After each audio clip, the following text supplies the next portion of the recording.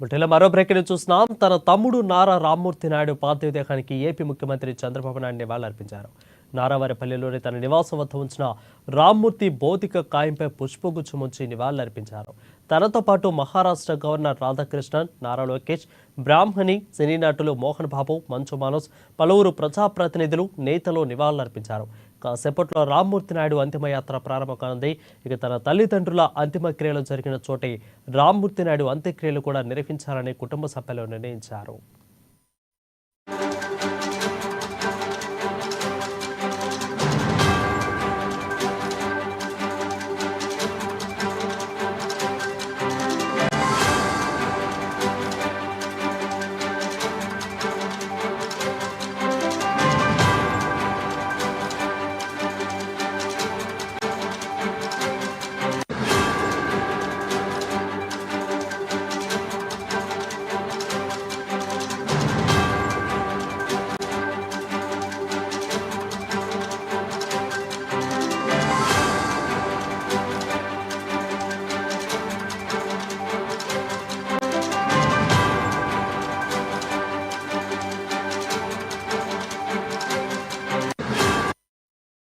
ఇక తన తమ్ముడు నారా రామ్మూర్తి నాయుడు పార్థివ దేహానికి ఏపీ ముఖ్యమంత్రి చంద్రబాబు నాయుడు నివాళులర్పించారు.